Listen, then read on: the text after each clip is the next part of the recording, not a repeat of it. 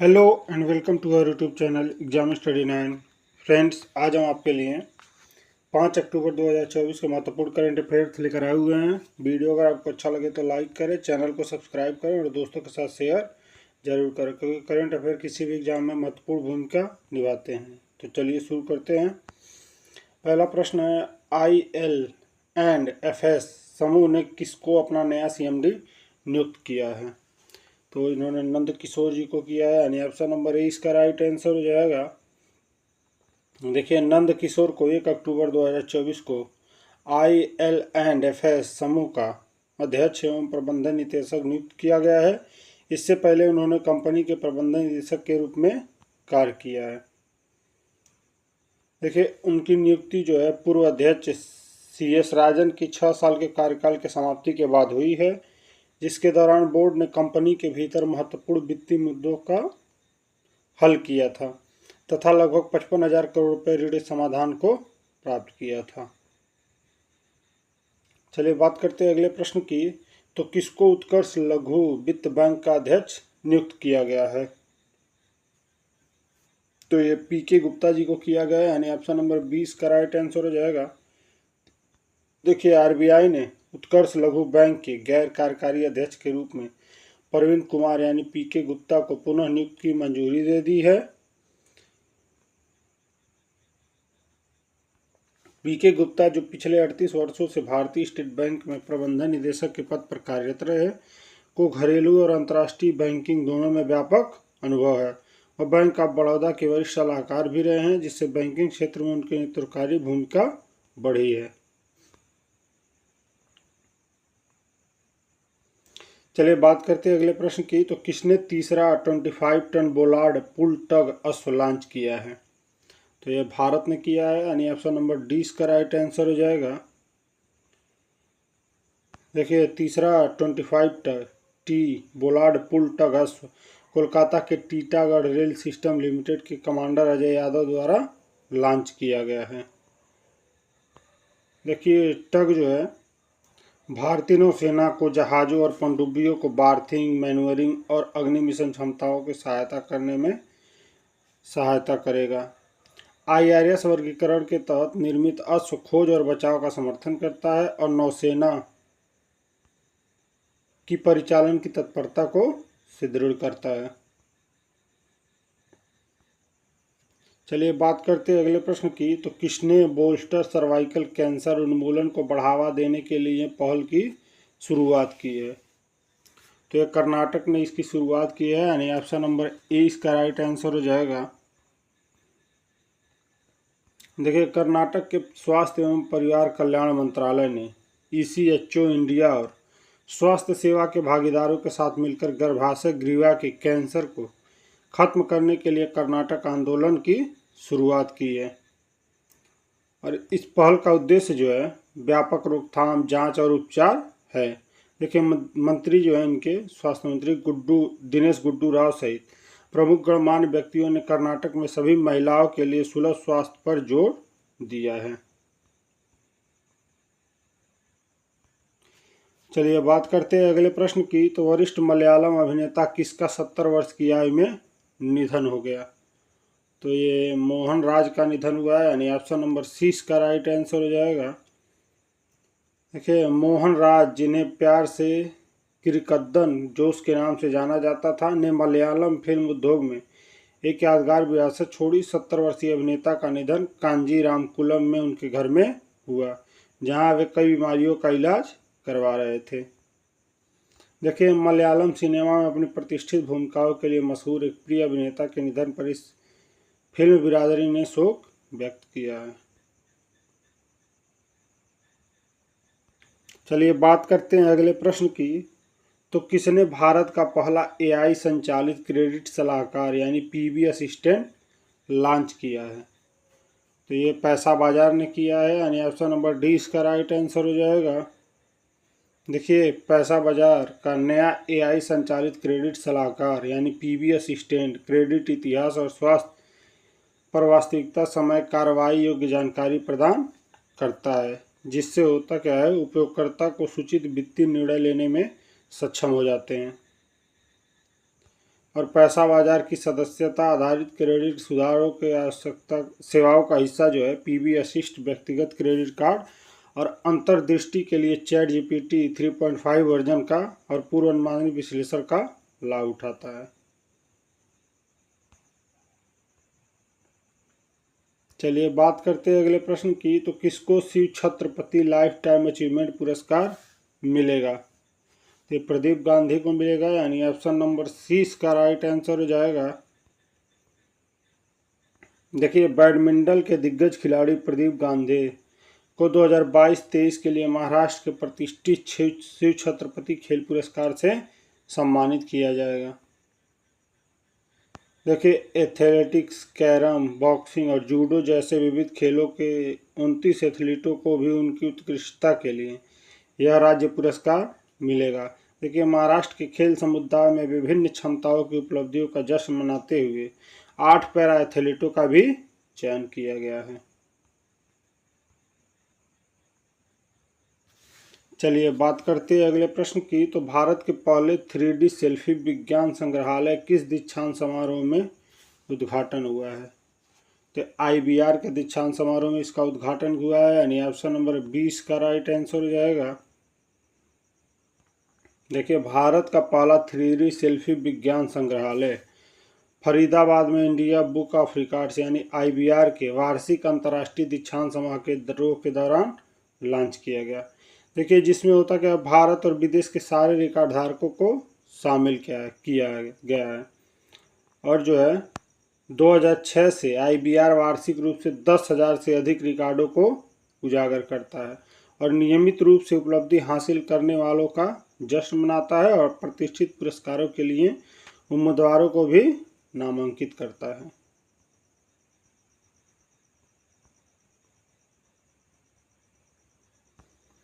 चलिए बात करते हैं अगले प्रश्न की। तो केंद्रीय मंत्रिमंडल ने प्रधानमंत्री राष्ट्रीय कृषि विज्ञान योजना को मंजूरी दी है। इसका बजट कितना रखा गया है? तो इसका बजट जो है 1.01 ट्रिलियन रखा गया है, यानी ऑप्शन नंबर ए इसका राइट आंसर हो जाएगा।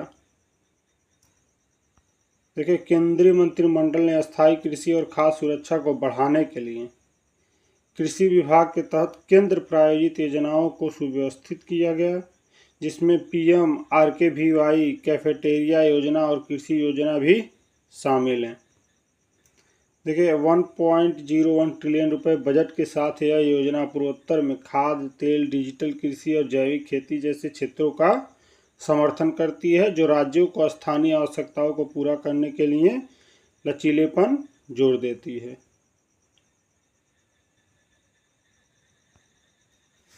चलिए बात करते हैं अगले प्रश्न की। तो भारत ने ISSF जूनियर चैंपियनशिप में मेंस रैपिड फायर पिस्टल में स्वर्ण पदक जीता और कौन से स्थान पर रहा है? तो भारत इसमें पहले स्थान पर रहा है, यानी ऑप्शन नंबर डी इसका राइट आंसर हो जाएगा।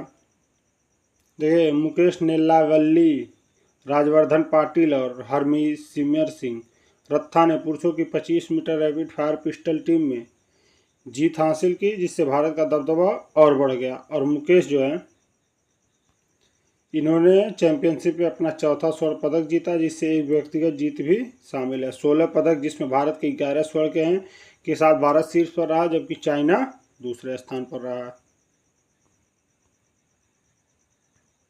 चलिए बात करते हैं अगले प्रश्न की। तो किस मेट्रो के दूसरे चरण के 173 किलोमीटर नेटवर्क को केंद्रीय मंत्रिमंडल ने मंजूरी दे दी है?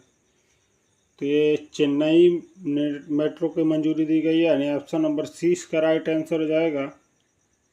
देखिए, 3 नए कॉरिडोर स्वीकृत किए गए थे, जिसमें माधवराम से सिपकॉट, लाइट हाउस से पुनमल्ली बाईपास और माधवराम से सिलीनंगलूर तक विस्तार। 128 स्टेशनों के साथ 118.9 किलोमीटर की दूरी तय करना। देखिए, वित्तीय परिपूर्णता जो है, देखिए परियोजना की लागत जो है 63,246 करोड़ रुपए निर्धारित की गई थी, जिसका लक्ष्य 2027 तक पूरा करना है। वर्धित कनेक्टिविटी चरण दूसरे में जो है उत्तर दक्षिण पूर्व पश्चिम चेन्नई को जोड़ते हुए 21 स्थानों पर मल्टी मॉडल परिवहन को एकीकृत करता है।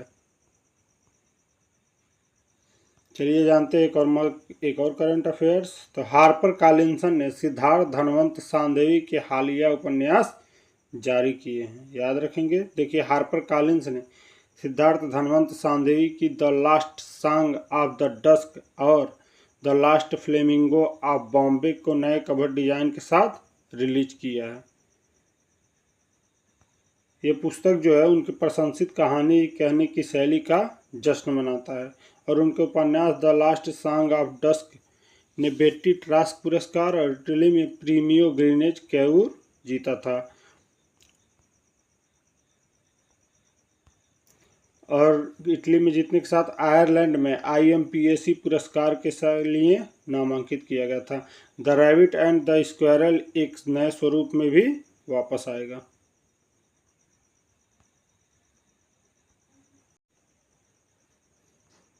चलिए बात करते हैं अगले प्रश्न की। तो ICC महिला T20 विश्व कप का 9वां संस्करण किस देश में शुरू हुआ है? तो ये संयुक्त अरब अमीरात में शुरू हुआ है, जो कि पहले बांग्लादेश में होना था और बांग्लादेश में राजनैतिक अस्थिरता के कारण इसको संयुक्त अरब अमीरात में किया गया है इसका आयोजन। और इस बार जो है इसमें जितनी पुरुष टीम को इनामी राशि थी उतना ही महिला टीम को भी इनामी राशि दी जाएगी। चलिए बात करते हैं अगले प्रश्न की। तो श्रीलंका के किस खिलाड़ी को 1 साल के लिए क्रिकेट के सभी प्रारूपों से बैन किया गया है? तो ये प्रवीण जय विक्रमा को किया गया, यानी ऑप्शन नंबर डी इसका राइट आंसर हो जाएगा। चलिए बात करते हैं कुछ अन्य महत्वपूर्ण करंट अफेयर्स की भी। देखिए प्रधानमंत्री नरेंद्र मोदी 4 अक्टूबर को नई दिल्ली में कौटिल्य आर्थिक सम्मेलन को संबोधित करेंगे। बता दें कि इस सम्मेलन का तीसरा संस्करण 6 अक्टूबर तक चलेगा। चलिए बात करते हैं अगले करंट की। तो केंद्रीय श्रम एवं रोजगार राज्य मंत्री शोभा करंदलाजे ने 4 अक्टूबर 2024 को पूर्वोत्तर राज्यों के साथ गुवाहाटी में 6ठी क्षेत्रीय बैठक की अध्यक्षता करेंगी। चलिए बात करते हैं अगले करंट की। तो देखिए भारत, नेपाल और बांग्लादेश ने भारत के पावर ग्रिड के माध्यम से नेपाल से बांग्लादेश को 40 मेगावाट बिजली निर्यात करने के लिए एक त्रिपक्षीय समझौते पर हस्ताक्षर किया है। देखिए तीसरी राष्ट्रीय फ्लोर कर्लिंग चैंपियनशिप 4 अक्टूबर को पुदुचेरी के राजीव गांधी इंडोर स्टेडियम में शुरू हुई है। देखिए प्रधानमंत्री नरेंद्र मोदी की अध्यक्षता में केंद्रीय मंत्रिमंडल ने मराठी, पाली, प्राकृत, असमिया और बंगाली भाषा को शास्त्रीय भाषा दर्जा देने की मंजूरी दी है।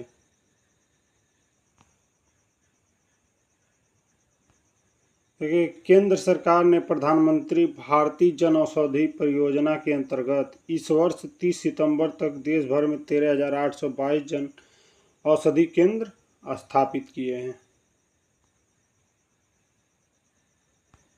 देखिए कई राज्यों में जेल नियमावली में कैदियों को काम आवंटन में जाति आधारित भेदभावपूर्ण प्रावधानों में सर्वोच्च न्यायालय ने रद्द कर दिया है। देखिए अंतर्राष्ट्रीय फिल्म महोत्सव और पर्यावरण एवं वन्यजीव फोरम वातावरण का 3 अक्टूबर को नई दिल्ली में पृथ्वी भवन में उद्घाटन हुआ है। देखिए केंद्रीय गृह एवं सहकारिता मंत्री अमित शाह ने 3 अक्टूबर को गुजरात के अहमदाबाद में नवनिर्मित पुलिस आयुक्त कार्यालय का उद्घाटन किया है।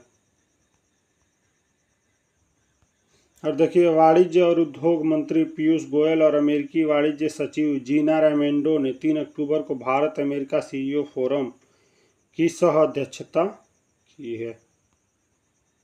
तो ये रहे आज के महत्वपूर्ण करंट अफेयर्स। वीडियो अगर आपको अच्छा लगे तो लाइक करिएगा, चैनल को सब्सक्राइब करिएगा और दोस्तों के साथ शेयर जरूर करिएगा। धन्यवाद।